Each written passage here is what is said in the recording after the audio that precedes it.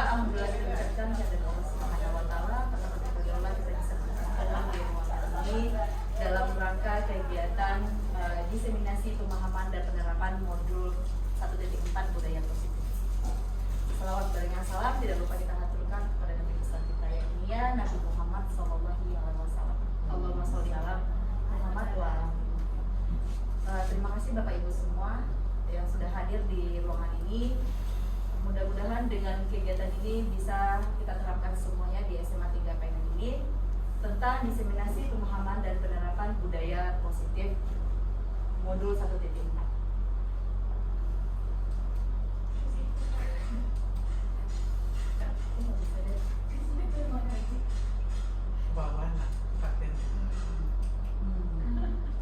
Oke, yang untuk slide selanjutnya kita membahas tentang tujuan pendidikan menurut Ki Hajar Dewantara. Bapak Ibu semuanya mungkin sudah tahu ya, sudah pernah mendengarkan siapa beliau tersebut. Dan di sini kita tujuan pendidikan ini menuntun segala kodrat yang ada pada anak agar mereka mencapai keselamatan dan kebahagiaan yang setinggi-tingginya, baik sebagai manusia maupun sebagai anggota masyarakat. Oleh sebab itu, seorang pendidik itu hanya dapat menuntun tumbuh dan atau hidupnya kekuatan kodrat yang ada pada anak-anak agar dapat memperbaiki lakunya, bukan dasarnya. Hidup dan tumbuhnya kekuatan seorang kodrat anak. Jadi, pada tujuan pendidikan menurut Ki Hajar Dewantara ini sebagai seorang pendidik ini harus menuntun, ya Bapak Ibu, menuntun segala kodrat yang ada pada anak. Jadi kita menuntun di sini bukan kita menceramai siswa atau memarahi siswa, tapi kita di sini menuntun segala kodrat yang ada pada anak. Selanjutnya di sini ada tentang konsep inti budaya positif. Ini yang bakal kita bahas di sini di ruangan ini. Yang pertama ini adalah tentang perubahan paradigma belajar, Bapak Ibu lihat semuanya. Yang kedua tentang disiplin positif, tentang nilai-nilai kebajikan, tentang kebutuhan dasar manusia, motivasi perilaku manusia, posisi kontrol guru, keyakinan kelas, dan segitiga restitusi. Ini yang bakal kita bahas hari ini Bapak Ibu, tentang konsep inti budaya positif. Selanjutnya yang pertama, pembelajaran dengan paradigma baru. Pembelajaran dengan paradigma baru ini merupakan pembelajaran yang dirancang berdasarkan prinsip pembelajaran yang berdiferensiasi, sehingga para peserta didik ini belajar sesuai dengan kebutuhannya, berdasarkan tahap perkembangan sesuai dengan teori psikologi modern untuk mewujudkan profil pelajar Pancasila. Bapak Ibu tahu semuanya ya, profil pelajar Pancasila itu ada apa? Ada berapa? Ada 6. Apa yang pertama itu Bapak Ibu tentang profil pelajar Pancasila? Ada yang tahu Bapak Ibu? Ya Bu Mace? Profil pelajar Pancasila? Kita di sini ada ya Pak Riko tentang profil pelajar Pancasila. Apa yang pertama? Beriman dan bertakwa kepada Tuhan Yang Maha Esa. Itu salah satunya. Ada yang mandiri juga, terus ada bernalar kritis juga. Nanti kita akan bahasnya ya. Iya. Nanti kita akan bahas tentang profil pelajar Pancasila. Kreatif. Iya, hebat sekali Bapak Riko ya. Selanjutnya kita di sini membahas tentang disiplin positif. Mungkin bukan hanya untuk siswa, untuk kita juga mungkin harus menerapkan juga disiplin positif itu seperti apa. Jadi di sini disiplin positif itu adalah rasa ketaatan. Bapak Ibu lihat semuanya bisa melihat ya. Rasa ketaatan dan kepatuhan terhadap nilai-nilai dan yang bisa dipercaya dan menjadi tanggung jawab. Dengan kata lain, disiplin adalah rasa kepatuhan terhadap aturan atau pengawasan dan pengendalian. Disiplin adalah upaya untuk memberikan suatu objek rasa nilai atau obsesi untuk menaati aturan. Jadi disiplin positif ini sangat penting sekali karena untuk membuat sebuah ketaatan dan kepatuhan terhadap nilai-nilai dan yang bisa dipercaya baik untuk siswa baik maupun untuk kita sendiri. Dan disiplin positif di sini merupakan salah satu cara penerapan disiplin yang bertujuan untuk menumbuhkan kesadaran serta memberdayakan peserta didik tanpa imbalan atau penghargaan, ancaman atau hukuman. Jadi kalau misalkan siswa kita terlambat atau membuat suatu masalah, kalau misalkan siswa tidak melakukan itu, pasti siswanya sudah melakukan sebuah kedisiplinan. Tapi kalau misalkan siswa melakukan suatu kesalahan, jadi pasti kita akan memberikan sebuah teguran kepada siswa tersebut. Selanjutnya, nilai-nilai kebajikan. Ya Bapak Ibu, nilai-nilai kebajikan di sini nilai-nilai yang disepakati bersama, yaitu tidak lepas dari suku bangsa, agama, bahasa maupun latar belakang budaya. Ini sangat penting sekali nilai-nilai kebajikan ini. Yang pertama tentang profil pelajar Pancasila. Tadi kita sudah bahasnya, beriman dan bertakwa pada Tuhan Yang Maha Esa, dan berakhlak mulia, mandiri, kreatif, bernalar kritis, dan berkebinekaan global. Ini tentang profil pelajar Pancasila. Dan untuk keterampilan hidup, dapat dipercaya, rendah hati, menghargai orang lain, sebagai pendengar yang baik, memberikan yang terbaik dari diri, dan tidak merendahkan orang lain. Jadi ini sangat penting sekali kita terapkan. Rendah hati, menghargai orang lain itu sangat penting sekali. Menjadi pendengar yang baik. Jadi kita sebagai guru juga harus menerapkan pendengar sebagai pendengar yang baik, memberikan yang terbaik dari diri dan tidak merendahkan orang lain. Ini kebutuhan dasar manusia. Apakah dari kebutuhan dasar manusia ini penting semuanya Bapak Ibu? Bapak Ibu semuanya? Sangat penting.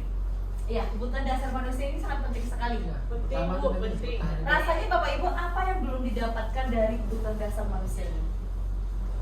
Mungkin kasih sayang. Kesejahteraan. Belum didapatkan kesejahteraannya? Kasih sayang? Penguasaan. Penguasaan. Karena pendidikan sih. Jadi ini ya, ini kebutuhan dasar manusia. Ini sangat penting sekali Bapak Ibu. Yang pertama itu bertahan hidup. Dengan bertahan hidup, misalkan contohnya ada makanan, pakaian, tempat tinggal, keamanan, dan kesehatan. Bapak Ibu semuanya sudah mendapatkan ini? Alhamdulillah sudah Bu. Yang kedua ada kasih sayang dan rasa yang diterima. Ini sangat penting sekali, kasih sayang dan rasa yang diterima. Kasih sayang, cinta, rasa diterima, dipedulikan, berbagi, kerjasama, menjadi bagian dalam kelompok. Ini kasih sayang dan rasa yang diterima. Kalau kita menerapkan ini, akan terciptanya kolaborasi yang baik. Ya. Selanjutnya ada kesenangan. Nih, kesenangan bermain, humor, antusiasme, tertawa, liburan, jalan-jalan. Bapak Ibu sekarang sudah jalan-jalan? Belum. Habis ini kita jalan-jalan. Iya. Nih, humor ini perlu nggak? Perlu Perlu lah. ya. Apakah di dalam setiap hari kita melakukan humor? Enggak. Ya. Tergantung ya. Saya introvert. Tergantung kita. Tergantung. Tapi Tapi apa bahagia harus itu, tiap hari, tertawa itu sangat penting, dan Iya, humor itu juga penting. Iya. Dalam sehari gimana Bu? Harus tiap hari Bu. Karena saya pernah tidak tertawa dalam satu hari itu enggak apa-apa. Yang penting kita senang. Oh. Misalkan Bapak tidak ada humor atau tidak ada bahagia dalam satu hari, yang penting Bapak bahagia dan senang. Bahagia dengan pekerjaan Bapak. Iya, bahagia. Jangan dipaksa untuk bahagia. Insya Allah bahagia. Oke, selanjutnya ada kebutuhan dasar manusia itu yang itu kebebasan. Apakah Ibu di sini sudah bebas? Belum. Nah, yang di sini kebebasan kebutuhan dasar manusia ini sangat penting sekali Bu wajib ya. Ya, tentang mandiri, memiliki pilihan, mencoba hal-hal yang baru, mampu mengendalikan arah dirinya. Satu menit sudah bisa mampu mengendalikan arah dirinya? Sudah ya? Sudah bisa ya? So far so good. Oke, itu. Jadi yang terakhir ada tentang penguasaan. Tentang penguasaan. Nih, harga diri. Harga diri ini penting sekali. Ya, harga diri. Keinginan untuk dianggap, memimpin, berprestasi, diakui dan didengar. Mungkin kalau misalkan Pak Riko, Pak Zulmariko, kalau misalkan untuk berprestasi sudah diakui dan didengar, sudah diakui. Harga diri ini bagaimana Pak Riko? Bukan keinginan yang dianggap. Sudah ya Pak Riko? Semuanya kebutuhan dasar manusia ini rasanya sudah ya. Kalau Jadi kebutuhan sudah dasar manusia ini semuanya kita harus terapkan, kita dapatkan. Oke, selanjutnya tentang motivasi perilaku manusia. Tentang motivasi perilaku manusia. Ini motivasinya ada dua, ada yang motivasi dari ekstrinsik dan motivasi Extrinsic. Intrinsic. Ya. Nih di sini ada yang motivasi ekstrinsiknya untuk menghindari ketidaknyamanan atau kelemahan. Dan kedua ada untuk mendapatkan imbalan atau penghargaan dari orang lain.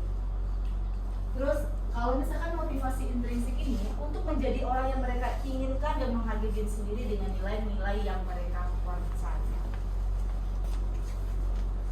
Sebelum kita masuk kepada posisi kontrol, kita ice breaking terlebih dahulu Bapak Ibu. Ya, kita melakukan ice breaking terlebih dahulu ya, biar agak sedikit santai dan sedikit rileks. Boleh duduk. Oke, boleh berdiri Bapak Ibu. Boleh duduk, Bu. Berdiri lebih baik Bapak Ibu. Bumil kasihan. Oh iya, tuh spesial untuk Bumil kita Iya. duduk. Ya, kita mengetes konsentrasi di sini ya. Oke. Konsentrasi. Oke, saya contohkan terlebih dulu. Konsentrasi.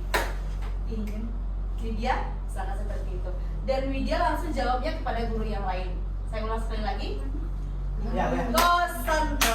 Konsentrasi. Lila Dedi. Oh. Dedi langsung menjawabnya ke Dedi Widya atau Dedi siapa gitu Dedi. Ulang dari awal tepunya. 1, 2, 3. Konsentrasi. Lila Torik. Torik siapa? Torik nyambung lagi. Torik bisa Torik Mace atau Torik Arif gitu. Namanya tapi macam. Bisa pakai bang. Bisa? Bisa. Kita ulangi sekali lagi. Konsentrasi. Lila. Sorry maaf Bapak Ibu. Oke. Ibunya yang dapat. Iya. Mungkin saya grogi di depan Bapak-bapak Ibu. Woi. Hebat ini. Oke. Konsentrasi. Lila Deni. Deni Widya. Widya Dedi. Dedi. Aku udah salah ketekannya. Pokoknya seperti itu kita ulang sekali lagi. Ya, tanda dulu. Tepuk tangan dulu. Yeay. Oke. 1, 2, 3. Konsentrasi. Lila Resa. Resa Dedi. Dedi Firly.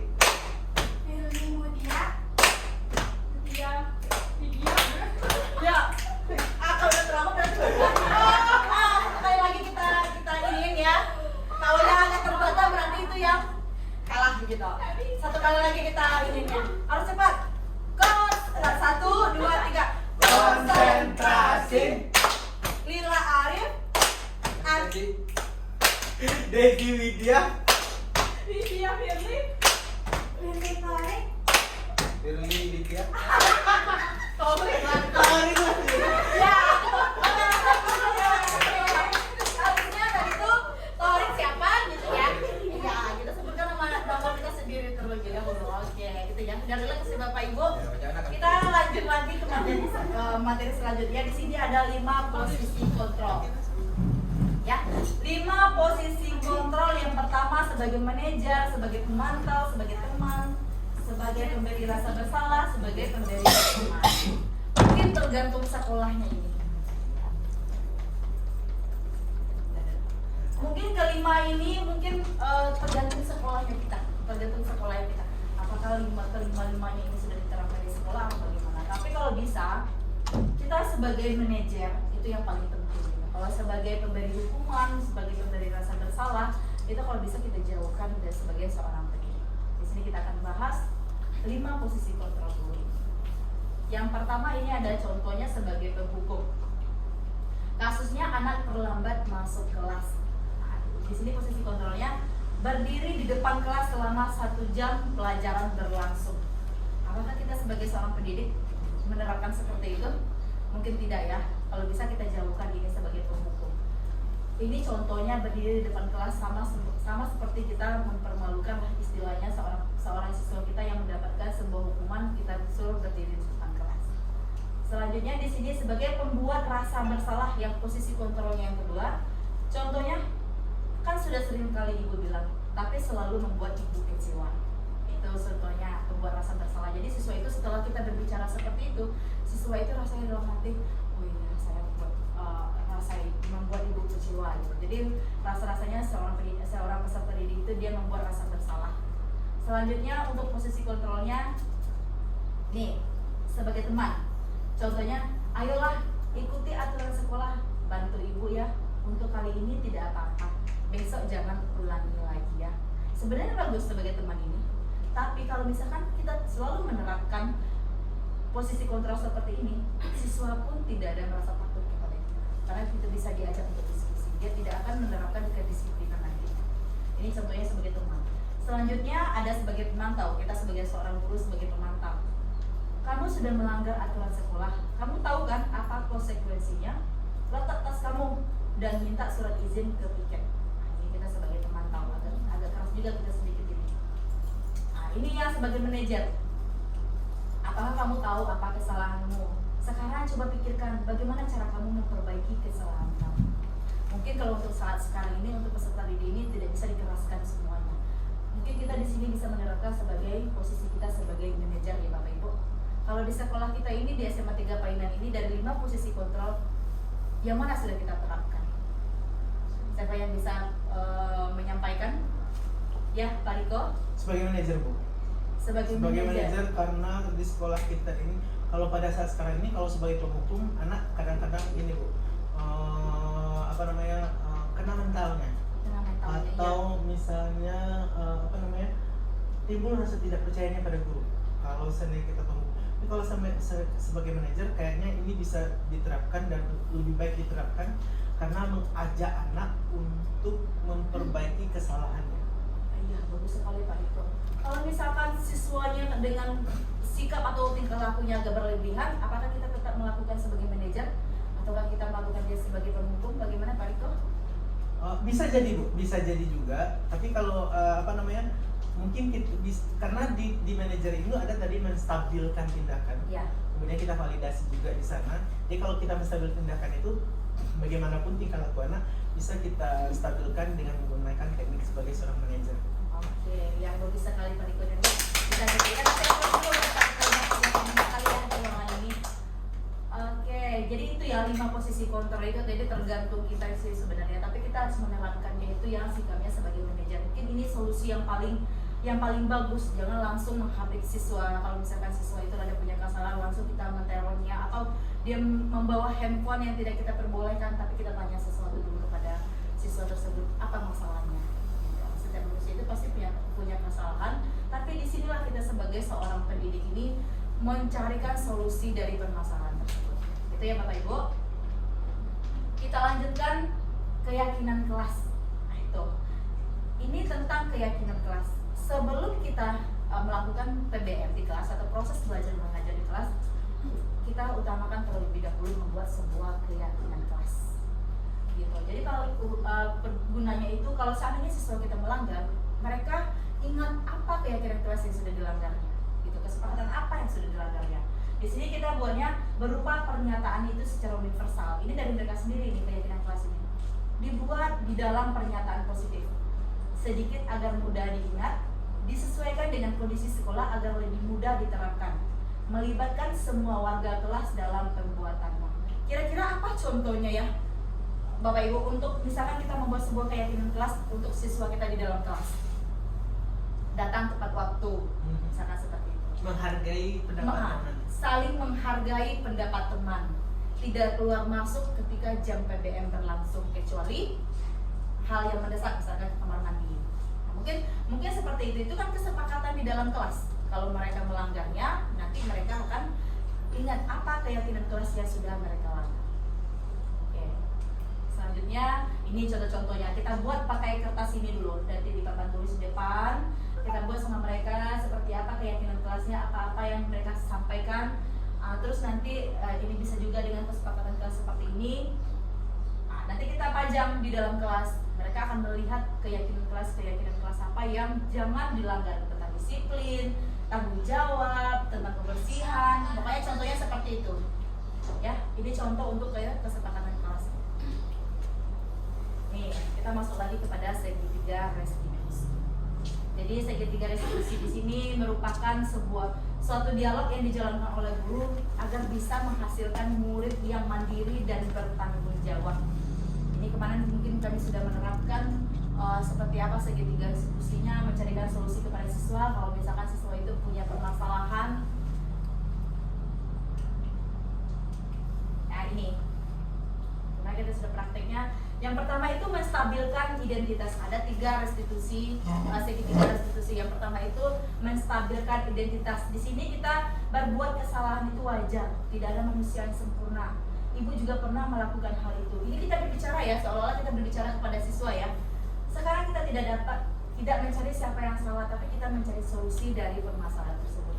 Bukan berarti ada siswa yang punya masalah terlambat 4 kali atau terlambat 10 kali langsung kita bilang, Anda mau sekolah nggak di sini? Tidak seperti itu. Jadi kita panggil dia terlebih dahulu, kita stabilkan identitasnya dulu, kita berbicara dengan siswa tersebut, kita tanya, mungkin berkesalahan itu wajar, namanya kita manusia. Ibu juga pernah melakukan itu. Tapi sekarang kita akan mencari siapa yang salah, atau kita mencari solusinya tentang permasalahan Ananda ini, kenapa sering terlambat. Mungkin solusinya seperti itu, untuk yang menstabilkan identitas. Terus yang untuk yang keduanya, kita validasi dulu tindakan yang salah tadi.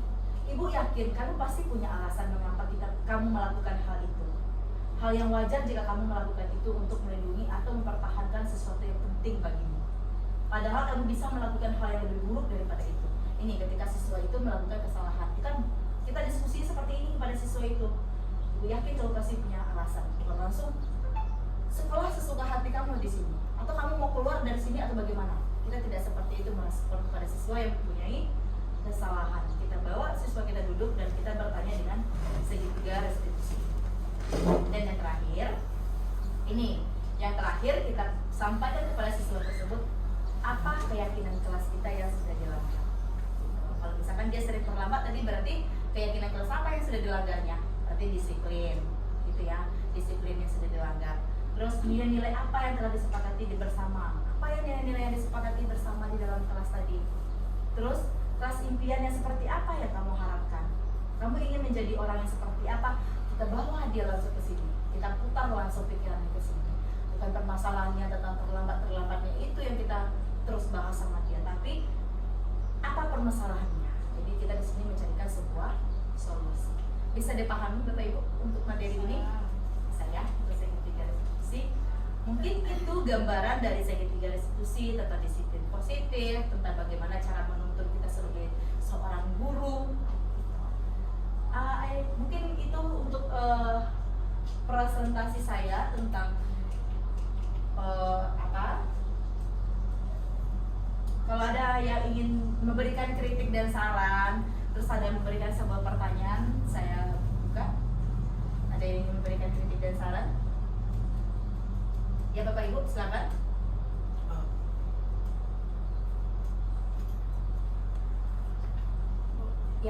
Ya, Bu Deni. Saya berikut dulu untuk materinya sangat luar biasa ya Bu, karena dari apa yang telah disampaikan tadi itu sudah sangat memberikan pemahaman saya khususnya ya terkait dari penerapan budaya positif ini. Nah, pertama kalau kita lihat penerapan ini sudah ada semuanya ya Bu, tentang penerapan dari budaya positif ini seperti tadi ada sebagai manajer, sebagai teman, sebagai pemantau. Di sini juga mengubah paradigma saya menjadi seorang pendidik untuk mendidik anak bangsa kita, supaya mereka tumbuh menjadi generasi yang hebat, yang mampu untuk menciptakan pemahaman yang baik tentang pembelajaran yang telah kita berikan, Bu. Terima kasih, sangat luar biasa hari ini, Bu. Terima kasih Bu Deni, semoga kita sebagai seorang pendidik bisa menerapkan ini ya, budaya positif ini di sekolah, apalagi di SMA Negeri 3 Painan. Ya, masih ada lagi Bapak Ibu?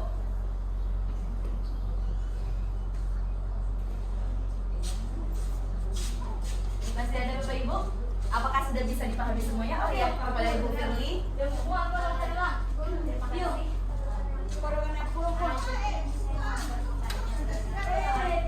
Kan sekolah kita sekarang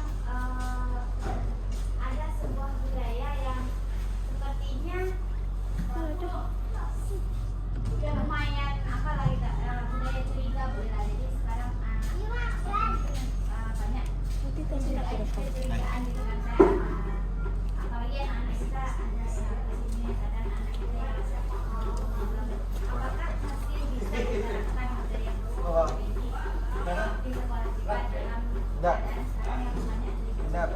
Oke, ya bagus sekali untuk pertanyaannya. Kita kasih aplaus dulu buat Bu Firly ya. Ya, mungkin itu ya ada beberapa namanya manusia ya. Mungkin ada juga yang berpikirannya negatif atau berpikiran curiga seperti itu. Tapi kita di sini kita bawa lagi sebagai pendidik, kita di sini menerapkan sebagai manajer. Kalau misalkan ada siswa kita yang seperti itu, misalkan ada yang memberikan sebuah kecurigaan atau apa, selalu berpikiran negatif, kalau misalkan kita terdengar seperti itu, kita sebagai seorang pendidik itu harus memberikan budaya positif kepada mereka, memberikan sebuah edukasi kepada siswa. Jangan selalu berpikiran positif negatif, kita harus berpikiran positif. Belum tentu yang tentang kecurigaan yang terjadi itu benar-benar terjadi, kita cari tahu terlebih dahulu, kalau enggak kita diskusikan seperti apa gitu. Jangan langsung memberikan sebuah kesimpulan kalau misalkan siswa tersebut yang sering terlambat atau sering mencontek atau seperti apa, misalkan seperti itu contohnya yang kita berikan kecurigaan. Jadi kita berikan sebuah edukasi kepada siswa terlebih dahulu tentang budaya positif kita di sekolah. Oke, itu aja Bu Firly. Masih ada?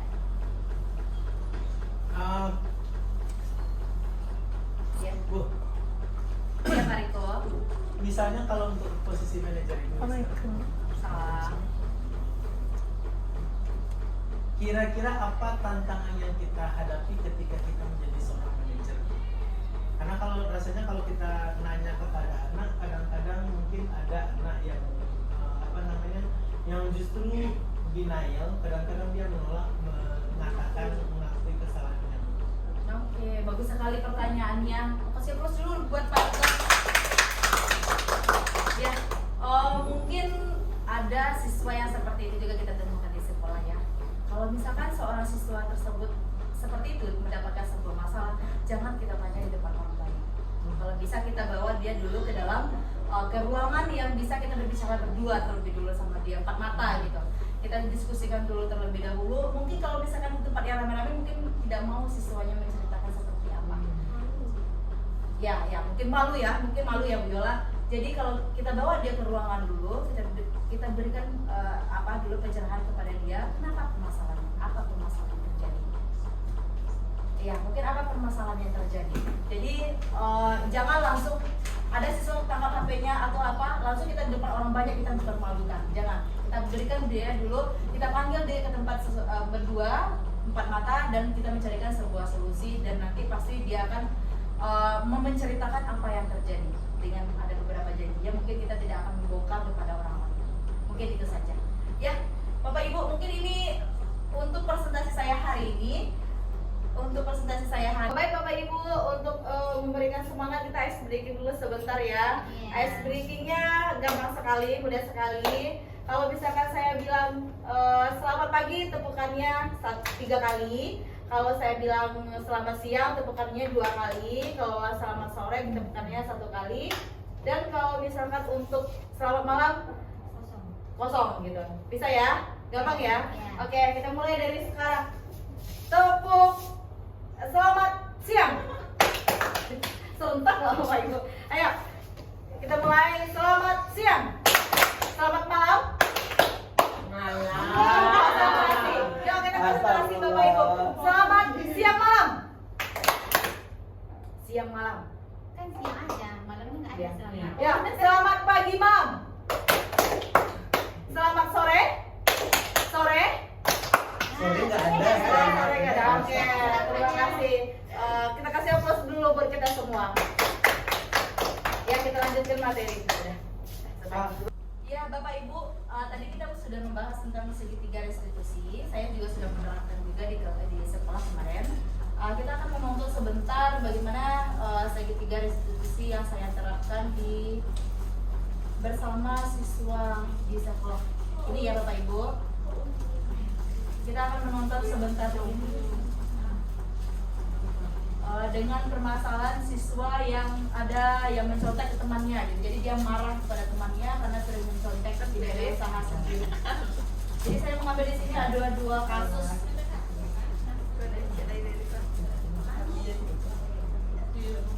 Ya, kasus yang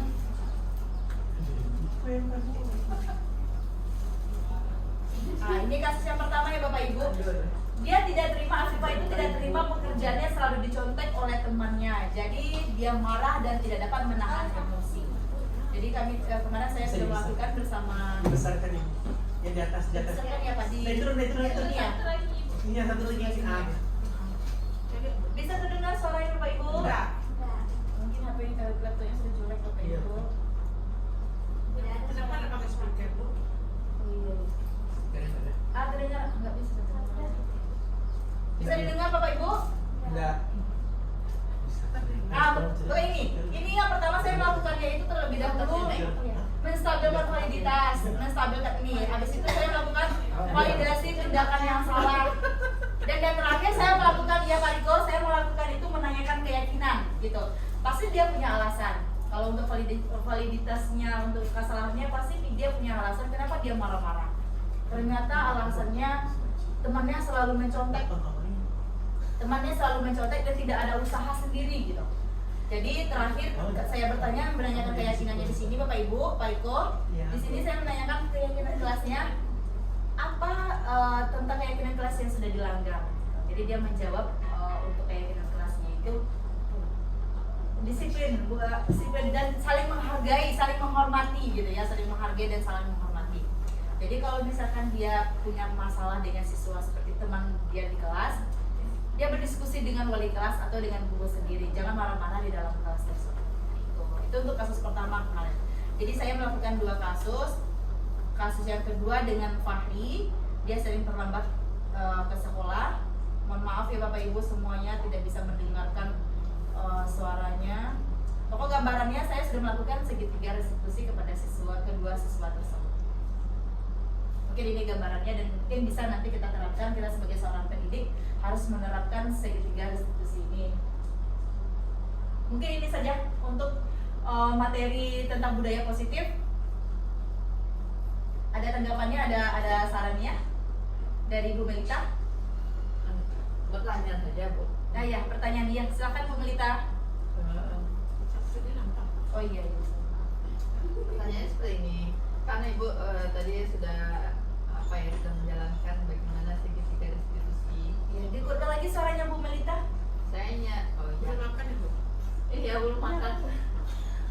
Saya hanya ingin menanyakan, menurut Ibu, apakah segitiga restitusi yang Ibu sudah jalankan tersebut efektif di dalam penanganan kasus dari para siswa Ibu? Oke, terima kasih. Sudah pertanyaannya itu aja. Oke, pertanyaannya bagus sekali. Dengan segitiga restitusi yang sudah saya terapkan tadi, sangat efektif sekali dan kita mendapatkan sebuah solusi yang dengan damai gitu, tanpa marah-marah kepada siswa gitu. Dengan kita menanyakan terlebih dahulu kenapa dia berbuat seperti ini, apa permasalahannya, pasti dia punya alasan yang terjadi sampai dia marah-marah kepada temannya dan kita mencarikan sebuah solusi. Mungkin dengan cara segitiga restitusi ini kita sebagai seorang pendidik melakukan caranya dengan efektif sekali gitu. Tanpa kita langsung menyalahkan siswa itu sebagai pemberi hukuman. Jadi kita di sini bisa juga sebagai pendidik dari segitiga restitusi. Mungkin itu Bu Melita. Masih ada lagi? Udah? Sudah? Oke. Baik Bapak Ibu semua, terima kasih untuk hari ini dan terima kasih sudah berkolaborasi dengan saya di sini dengan materi modul 1.4 budaya positif. Semoga kita semua di sini sebagai pendidik bisa menerapkan dan menampilkan yang terbaik untuk peserta didik. Selanjutnya yang pertama, pembelajaran dengan paradigma baru. Pembelajaran dengan paradigma baru ini merupakan pembelajaran yang dirancang berdasarkan prinsip pembelajaran yang berdiferensiasi, sehingga para peserta didik ini belajar sesuai dengan kebutuhannya, berdasarkan tahap perkembangan sesuai dengan teori psikologi modern untuk mewujudkan profil pelajar Pancasila. Bapak Ibu tahu semuanya ya, profil pelajar Pancasila itu ada apa? Ada berapa? Ada 6. Apa yang pertama itu Bapak Ibu tentang profil pelajar Pancasila? Ada yang tahu Bapak Ibu? Ya Bu Mace? Profil pelajar Pancasila. Kita di sini ada ya Pak Riko tentang profil pelajar Pancasila. Apa Bu? Tentang Apa yang pertama? beriman dan bertakwa kepada Tuhan yang Maha Esa. Itu salah satunya, ada yang mandiri juga, terus ada Bernalar kritis, juga. Nanti kita akan berkebinekaan membahasnya ya. global, Iya. Nanti kita akan bahas Gotong tentang royong, profil pelajar Pancasila. kreatif. Iya, hebat sekali Bapak Riko ya. Selanjutnya kita di sini membahas tentang disiplin positif. Mungkin bukan hanya untuk siswa, untuk kita juga mungkin harus menerapkan juga disiplin positif itu seperti apa.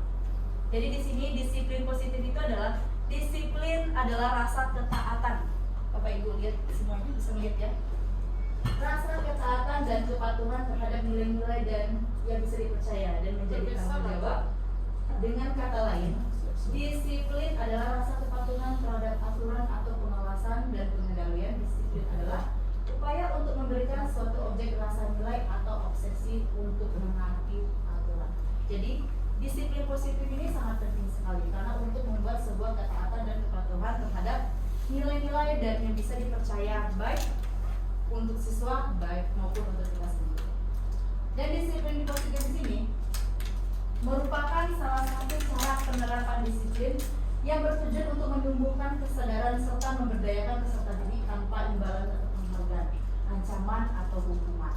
Jadi kalau misalkan siswa kita terlambat atau membuat suatu masalah, kalau misalkan siswa tidak melakukan itu, pasti siswanya sudah melakukan sebuah kedisiplinan. Tapi kalau misalkan siswa melakukan suatu kesalahan, jadi pasti kita akan memberikan sebuah teguran kepada siswa tersebut. Selanjutnya, nilai-nilai kebajikan.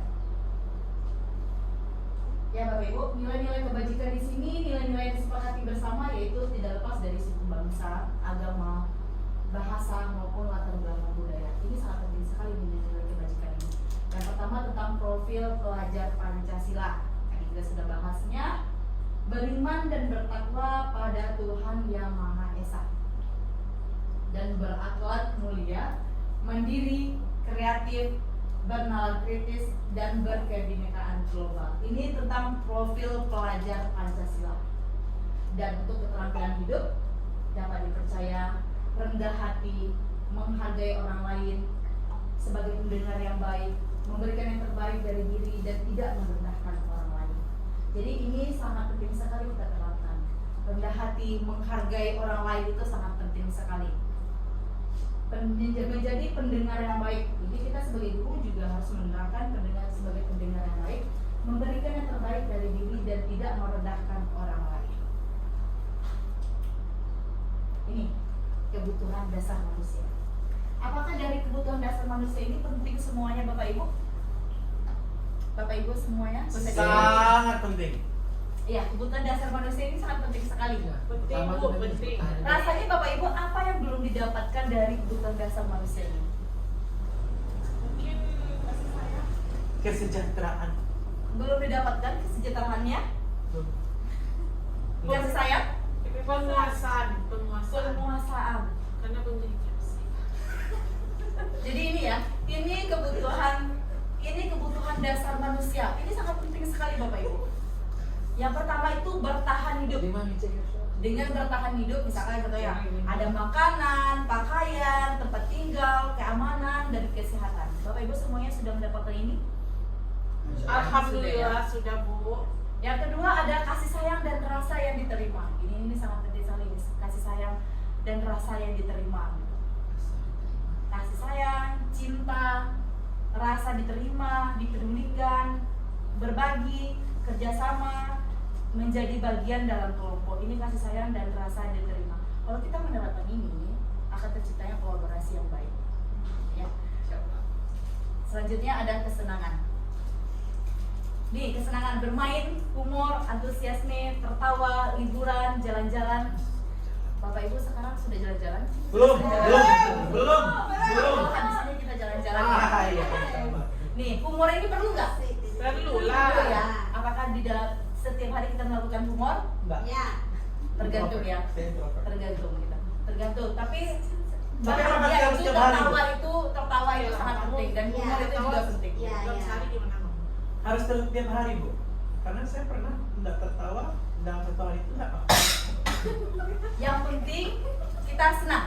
Oh. Misalkan Bapak tidak ada humor atau tidak ada bahagia dalam satu hari, yang penting Bapak bahagia dan senang. Bahagia dengan pekerjaan Bapak. Iya, bahagia. Jangan dipaksa untuk bahagia. Insya Allah bahagia. Oke, selanjutnya ada kebutuhan dasar manusia itu yang itu kebebasan. Apakah Ibu dia sini sudah bebas? Belum ya. Nah, yang di sini kebebasan kebutuhan dasar manusia ini sangat penting sekali Bu ya. Ya, tentang mandiri, memiliki pilihan, mencoba hal-hal yang baru, mampu mengendalikan arah dirinya. Satu sudah bisa mampu mengendalikan arah dirinya? Sudah ya? Sudah bisa ya? Belum lah. So far so good. Oke, itu. Jadi yang terakhir ada tentang penguasaan. Tentang penguasaan. Nih, harga diri. Harga diri ini penting sekali. Ya, harga diri. Keinginan untuk dianggap, memimpin, berprestasi, diakui dan didengar. Mungkin kalau misalkan Pak Riko, Pak Zulmariko, kalau misalkan untuk berprestasi sudah diakui dan didengar, sudah diakui. Harga diri ini bagaimana Pak Riko? Bukan keinginan yang dianggap. Sudah ya Pak Riko? Semuanya kebutuhan dasar manusia ini rasanya sudah ya. Kalau kebutuhan dasar manusia ini semuanya kita harus lakukan, kita dapatkan. Oke, selanjutnya tentang motivasi perilaku manusia. Tentang motivasi perilaku manusia. Ini motivasinya ada dua, ada yang motivasi dari ekstrinsik dan motivasi intrinsik. Ya, ini di sini ada yang motivasi ekstrinsiknya untuk menghindari ketidaknyamanan atau kelemahan. Dan kedua ada untuk mendapatkan imbalan atau penghargaan dari orang lain. Terus kalau misalkan motivasi intrinsik ini untuk menjadi orang yang mereka inginkan dan menghargai diri sendiri dengan nilai-nilai yang mereka percaya. Sebelum kita masuk kepada posisi kontrol, kita ice breaking terlebih dahulu Bapak Ibu. Ya, kita melakukan ice breaking terlebih dahulu ya, biar agak sedikit santai dan sedikit rileks. Boleh duduk. Oke, bawa berdiri Bapak Ibu. Boleh duduk Bu. Berdiri lebih baik Bapak Ibu. Bumil kasihan. Oh iya, tuh spesial untuk bumil kita persilakan duduk. Ya, kita mengetes konsentrasi di sini ya. Oke. Konsentrasi. Oke, saya contohkan terlebih dulu. Konsentrasi. Ingin Widya, sana seperti itu. Dan Widya langsung jawabnya kepada guru yang lain.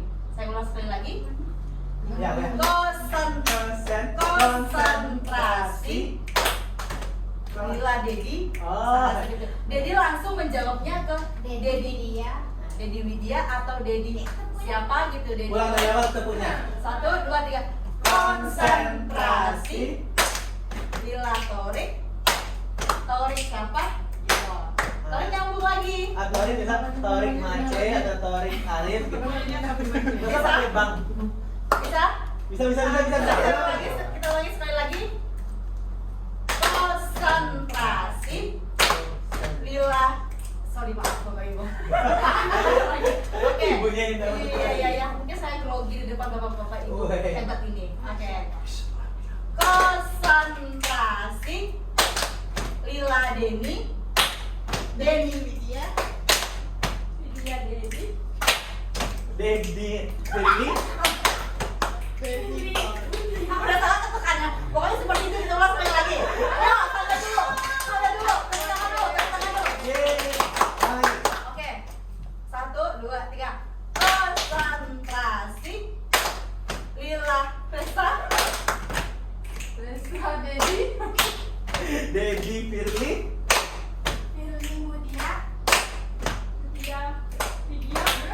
Ya. Kalau udah terlalu berarti. Sekali lagi kita iniin ya. Kalau yang agak terbata berarti itu yang kalah begitu. Satu kali lagi kita iniinnya. Harus cepat.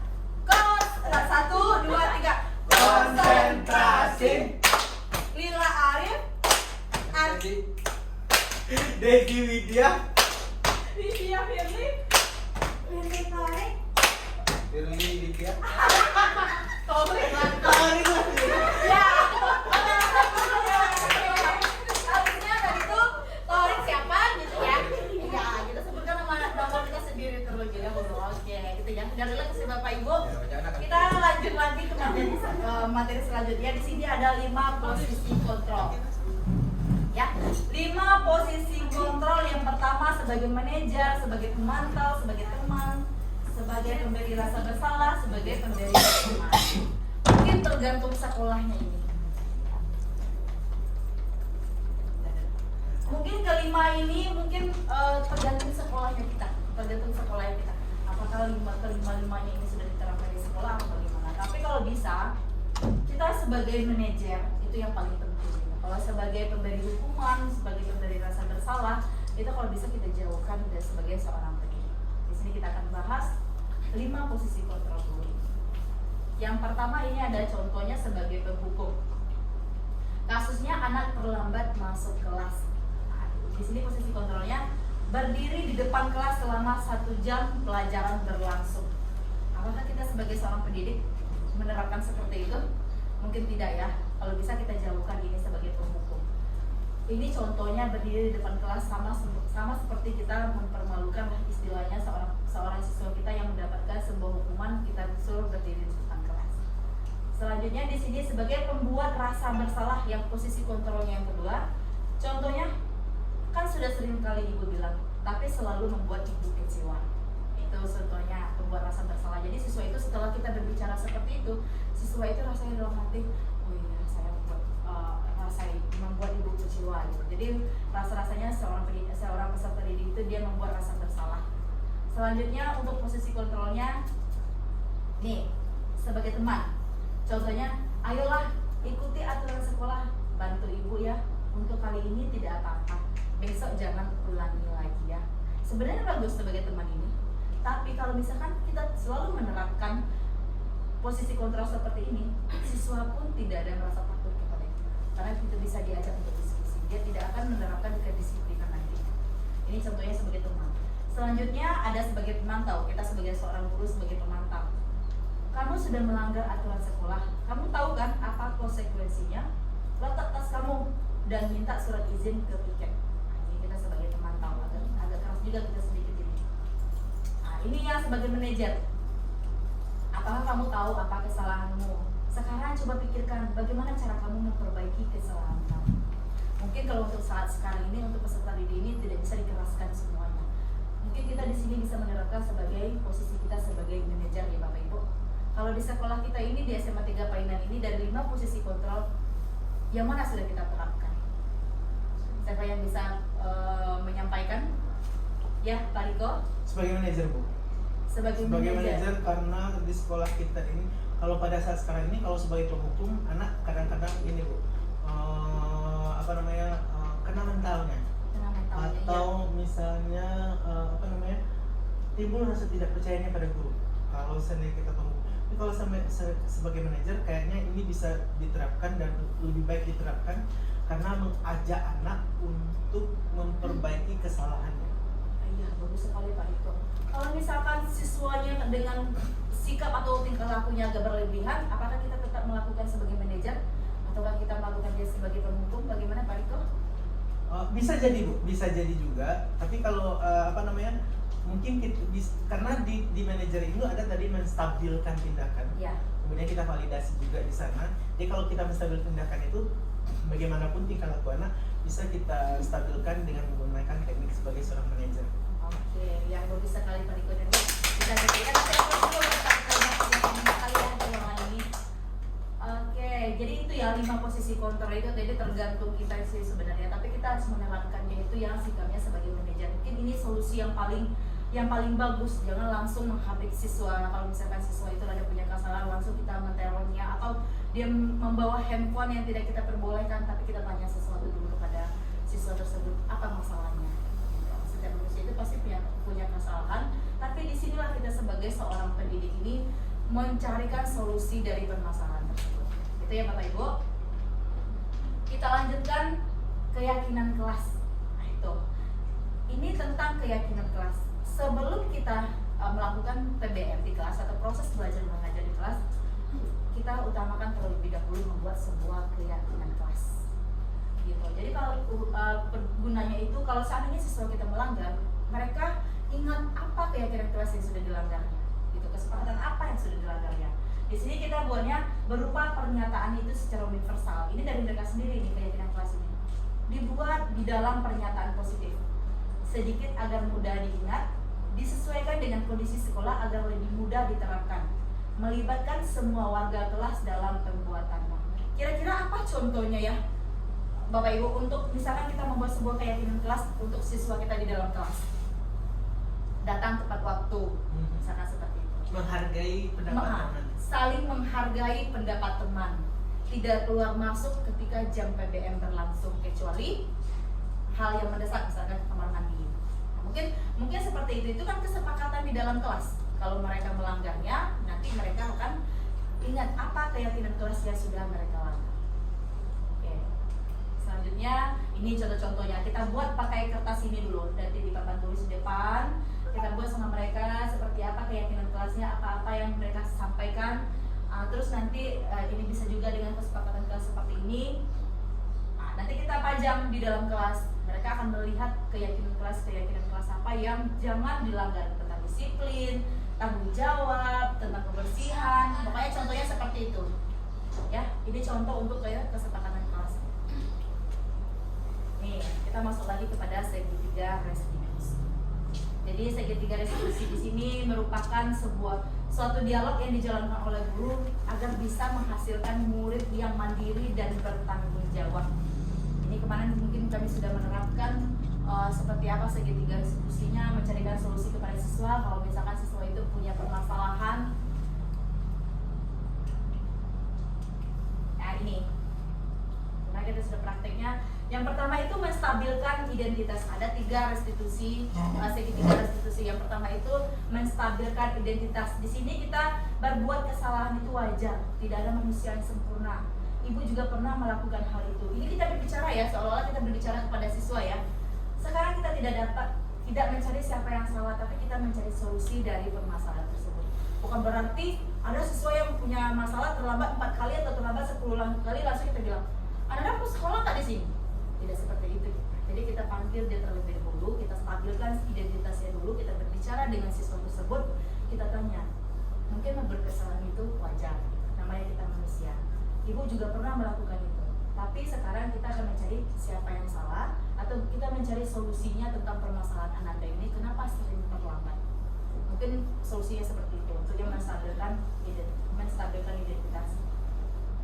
Terus, yang untuk yang keduanya, kita validasi dulu tindakan yang salah tadi. Ibu yakin, kamu pasti punya alasan mengapa kamu melakukan hal itu. Hal yang wajar jika kamu melakukan itu untuk melindungi atau mempertahankan sesuatu yang penting bagimu. Padahal kamu bisa melakukan hal yang lebih buruk daripada itu. Ini ketika siswa itu melakukan kesalahan, kita diskusi seperti ini pada siswa itu. Ibu yakin kamu pasti punya alasan. Bukan langsung sekolah sesuka hati kamu di sini, atau kamu mau keluar dari sini atau bagaimana. Kita tidak seperti itu merespon pada siswa yang mempunyai kesalahan. Kita bawa siswa kita duduk dan kita bertanya dengan segitiga restitusi. Dan yang terakhir, kita sampaikan kepada siswa tersebut apa keyakinan kelas kita yang sudah dilanggar. Kalau misalkan dia sering terlambat, tadi berarti keyakinan kelas apa yang sudah dilanggarnya? Berarti disiplin, gitu ya, disiplin yang sudah dilanggar. Terus nilai-nilai apa yang telah disepakati bersama? Apa yang nilai-nilai yang disepakati bersama di dalam kelas tadi? Terus kelas impian yang seperti apa yang kamu harapkan? Kamu ingin menjadi orang yang seperti apa? Kita bawa dia langsung ke sini. Kita putar langsung pikirannya ke sini. Bukan permasalahannya tentang terlambatnya itu yang kita terus bahas sama dia, tapi apa permasalahannya? Jadi kita di sini mencarikan sebuah solusi. Bisa dipahami Bapak Ibu untuk materi ini? Saya untuk segitiga restitusi. Mungkin itu gambaran dari segitiga restitusi tentang disiplin positif, tentang bagaimana cara menuntun kita sebagai seorang guru. Mungkin itu untuk presentasi saya tentang kalau ada yang ingin memberikan kritik dan saran, terus ada yang memberikan sebuah pertanyaan, saya buka. Ada yang ingin memberikan kritik dan saran? Ya Bapak Ibu, silakan.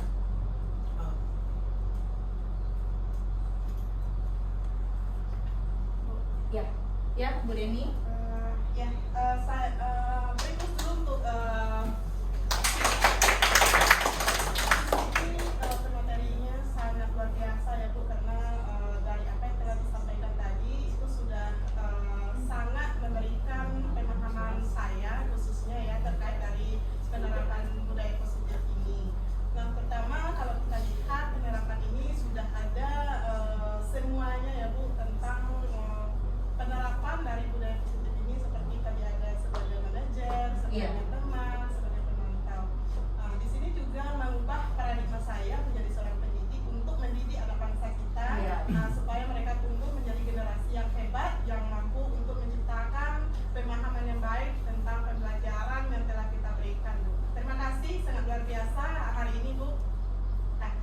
Terima kasih Bu Dede sama Bu Dede. Semoga kita sebagai seorang pendidik bisa menerapkan ini ya, budaya positif ini di sekolah, apalagi di SMA Negeri 3 Painan. Ya, masih ada lagi Bapak Ibu?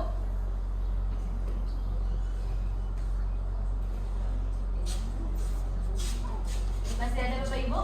Apakah sudah bisa dipahami semuanya? Oh ya, kepada Ibu Firly. Yuk.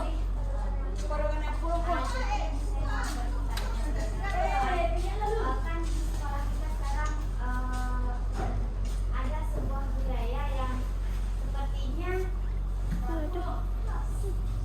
ya lumayan apa lah kita budaya curiga boleh lah. Jadi sekarang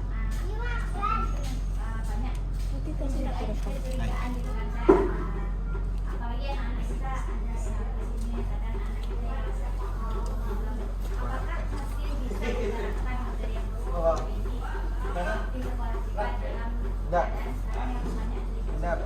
Oke, ya bagus sekali untuk pertanyaannya. Kita kasih aplaus dulu buat Bu Firly ya. Ya, mungkin itu ya ada beberapa namanya manusia ya. Mungkin ada juga yang berpikirannya negatif atau berpikiran yang curiga seperti itu. Tapi kita di sini kita bawa lagi sebagai pendidik, kita di sini menerapkan sebagai manajer. Kalau misalkan ada siswa kita yang seperti itu, misalkan ada yang memberikan sebuah kecurigaan atau apa, selalu berpikiran negatif. Kalau misalkan kita terdengar seperti itu, kita sebagai seorang pendidik itu harus memberikan budaya positif kepada mereka, memberikan sebuah edukasi kepada siswa. Jangan selalu berpikiran positif negatif, kita harus berpikiran positif.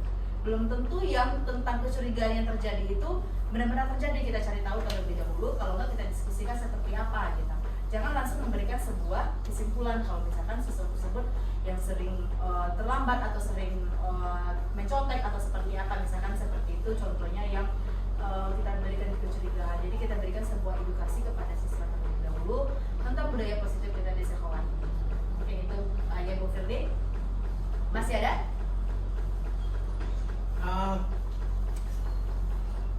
Ya. Bu, Ya Pak Riko. misalnya kalau untuk posisi manajer itu, Salah. kira-kira apa tantangan yang kita hadapi ketika kita menjadi seorang manajer?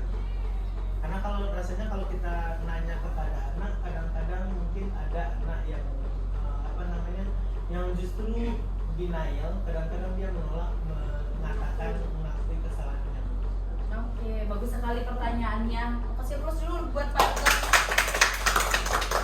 Ya, mungkin ada siswa yang seperti itu juga kita temukan di sekolah ya.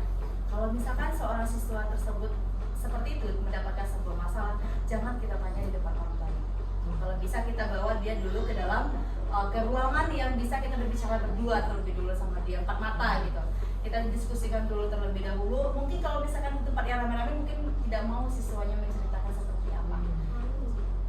Ya mungkin malu ya Bu Yola. Jadi kalau kita bawa dia ke ruangan dulu, kita berikan dulu pencerahan kepada dia, kenapa permasalahannya, apa permasalahan yang terjadi. Ya mungkin apa permasalahan yang terjadi. Jadi jangan langsung ada siswa tangkap HP-nya atau apa, langsung kita di depan orang banyak kita mempermalukan. Jangan. Kita berikan dia dulu, kita panggil dia ke tempat berdua, 4 mata, dan kita mencarikan sebuah solusi, dan nanti pasti dia akan menceritakan apa yang terjadi. Dengan ada beberapa janji, mungkin kita tidak akan membongkar kepada orang-orang. Mungkin itu saja. Ya, Bapak Ibu, mungkin ini untuk presentasi saya hari ini. Saya sudahi dengan Assalamualaikum warahmatullahi wabarakatuh. Waalaikumsalam warahmatullahi wabarakatuh. Kita kasih tepuk tangan dulu. Terima kasih Bu Arsila. Afifah, apa kabarnya? Kalau tadi Ibu dengar Afifah habis marah-marah ya sama temannya di kelas. Ibu dapat laporannya dari itu. Kenapa? Kenapa kesal? Karena dia mencontek PS Afifah, Bu, dan dia mencontek PS Afifah juga, Bu. Oh begitu, wajar lah Afifah marah sampai seperti itu. Kalau Ibu jadi Afifah pasti Ibu juga bakal marah. Terus apa yang Afifah lakukan sama Santi? Tadi Afifah marah-marah sama dia, Bu. Dia maki-maki dia. Terus tadi nggak sengaja gedobrak kursinya, Bu. Oh begitu. Pasti Afifah marah-marah kayak gini pasti ada alasannya, bukan? Iya, Bu.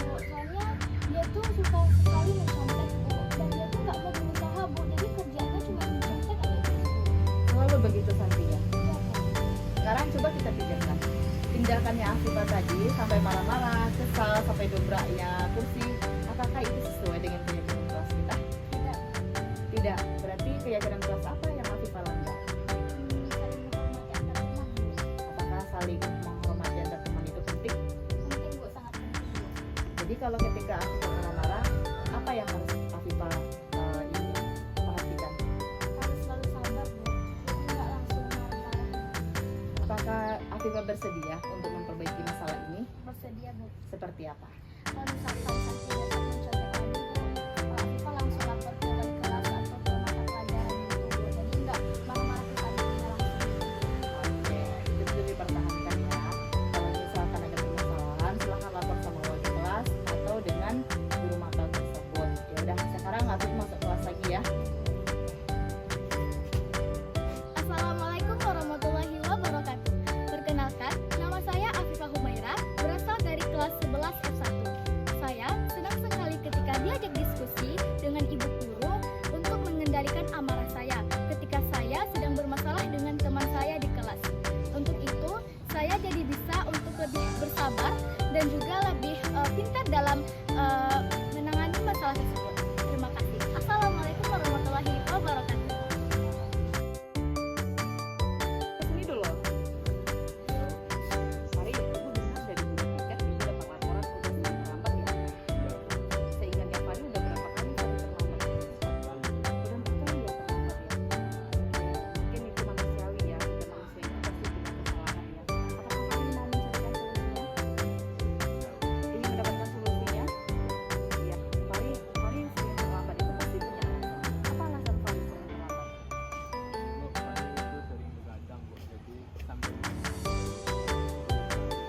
Dari Fari keyakinan kelas apa yang Fari langgar? Menurut Fari disiplin itu penting ya? Jadi sekarang kita mau carikan solusinya. Kira-kira apa solusinya menurut Fari? Jadi tidak usah begadang biar kesekolannya lebih cepat seperti itu ya. Jadi bisa kita terapkan seperti itu supaya tidak melanggar keyakinan kelas. Ya udah, sekarang Fadi masuk ke kelas lagi. Semoga Fadi bisa berubah menjadi lebih baik lagi. Assalamualaikum warahmatullahi wabarakatuh. Halo semuanya, perkenalkan nama aku Fahri Iksan, bisa dipanggil Fahri. Aku berasal dari kelas 11 F2.